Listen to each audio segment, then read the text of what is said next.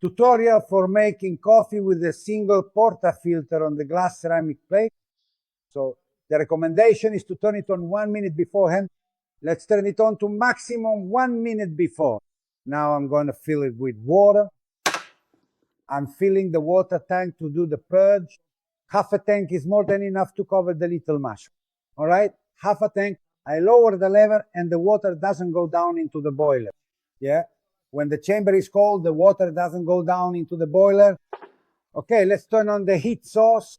So, let's turn it on. Let's put the chamber on the heat source. Here we have the hot plate, which is already hot. I turned it on a minute earlier. You can see that the water immediately flows into the boiler as soon as the chamber is heated. Okay, let's pull up the lever after placing a cup.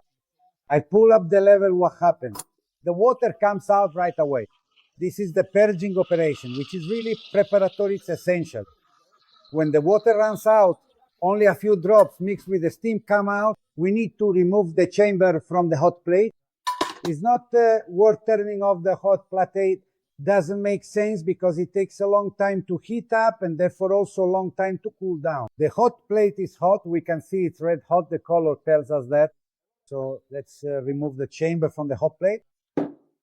Now, what's left to do? Fill it with water to make the coffee. We add the water, as usual, half a tank, and lower the lever. Let's listen to the sound. There, the water has been drawn into the boiler. I'd say that suction was quite moderate. Actually, I'd say perfect, because it shows us that the chamber is nice and hot, but not too hot, and it shouldn't be too hot. Now, let's load the coffee grounds. This is a coffee ground meant for the traditional mocha pot. Everyone can choose which brand and type they prefer. Arabica, Robusta, or a blend. We tamp it down depending on the type of coffee grounds we've chosen. If it's an Arabica, we can even press it down a little. I just barely touched it. So if it's Arabica, you press it down because it releases fewer oils. And if you add a bit more coffee, you'll get more crema. Since Arabica usually produces less crema. So if you use a little more, you'll have more crema. I've locked it in place, pulled up the lever, and now I'm putting the coffee maker on the stove. So this area of the red plate, what is it? It's very hot, so it provides heat by contact. So the coffee maker is heating up, and what happens is that the water, you see, starts to come out. We need to turn it off as soon as it starts to come out. I've turned it off. I've turned off the plate, and look what happens. The coffee keeps coming out because the plate is very hot. It keeps providing heat. We can see that the coffee is super creamy, just the way we want it. This crema will delight the palate. Please be very careful because even though the protective plate is now completely off, it's still quite hot to the touch. So what happens? If you happen to leave it on the plate, the internal temperature will inevitably get too high. So I moved it and took it off the plate. Now it's wonderful. It's ready. See? Okay, now the coffee is still coming out even though it's not on the plate because of the inertia of the pressure and the water still in the boiler. So it keeps coming out.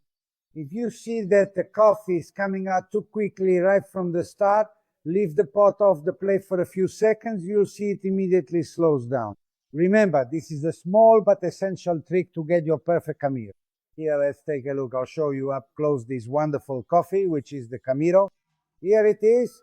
When you have this, you see that it's nice and hot, it's steaming, it's smoking. That means it's nice and hot, and this is the perfect Camiro, even on a glass ceramic plate. All right.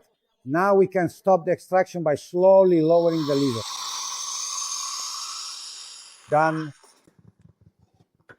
Here it is. This is the Camiro that delights our palate. Now all that's left is to release the portafilter and empty it. There you go. You empty it. If you have a knock box, you can find this on the website too. See? It has a rubber bar, just like at the bar. At the bar, they have a rubber bar so they can knock without damaging the portafilter, and you can do the same at home. If you don't have one, there's a rubber bar, see? Collect the coffee grounds and give them to your plants. They really thrive on them. If you don't have one, don't bang it against hard surfaces because over time it will get damaged.